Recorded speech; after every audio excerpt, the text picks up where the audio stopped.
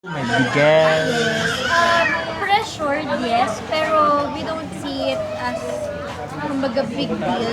Hindi big deal sa amin yung pressure kasi ayaw namin na yung kumbaga magpo-concentrate kami na sa pag-iisip na pressured kami and it's gonna limit us on what we can do. Tapos, kumbaga, sometimes kasi sobrang pressure, parang pag magpo-perform ka, pag sobrang kaba ka, mag-iba yung itsura ng performance mo sa in-expect mong, diba?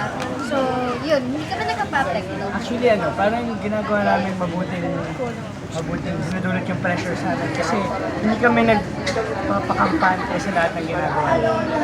Parang gusto mo laging maganda yung ginagawa mo, laging best yung ibibigay mo sa lahat ng gagawin mo, araw-araw.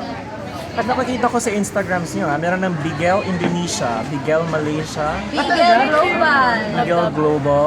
And yung mga pinopost niyong picture, hindi na lang puro Tagalog at English ang nagko-comment doon. May mga hindi na namin maintindihan. May mga taga-Mars na rin doon.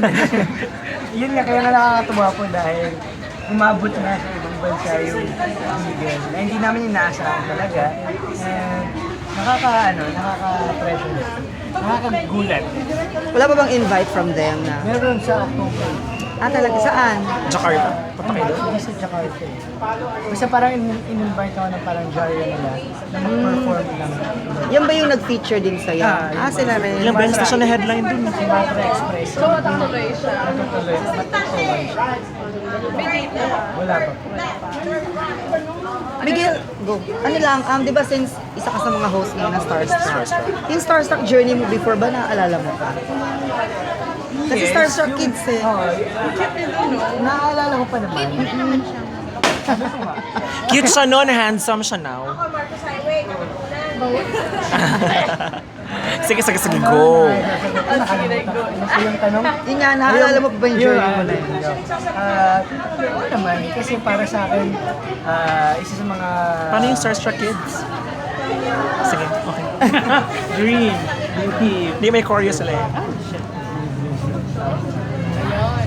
parang, isa sa mga Madali. pinaka-memorable na experiences yung mga na-experience ko dito. Hindi ko siya makakalimutan talaga. And, hindi, naalala ko pa rin siya ngayon kahit bata ako na Asan na yung iba mong kabatch? wala pa akong balita. Sila Kurt, sila. Alam ko si Kurt nasa Australia. Si Paul nasa China ko, si Bella. Si Paul sa alas. Si Ella. May kapartner ka sa Mulawin, yung girl. Si Oo, si Sam. Sam. Wala, nag-aaral po ata. Si Bea Binen. Ayun o. Nagsasayaw ko siya doon. Wait, watch me. Matas ako ang ganda na, diba? Hindi ko talaga in-expect kasi sabi niya talaga may lakad siya. So ako nang May paniwala. kailangan niya i-demos. Oo. Pinagtatawanin kami gano'n. Para mas ramdam. Ganun talaga siya mag-work. Sige, paano yan? Teka, paano yung ginawa ko nila? Nakita ko. Yan na kasi dyan. Ganyan pa ka tumakbo. Sige, paano nga? Ayaw mo to. Yun, parang nagulat ako kasi hindi ko naman naasahan ko siya. Sabi niya may lakad siya. Nakagulat. Kinilig. Yun na kinikilig.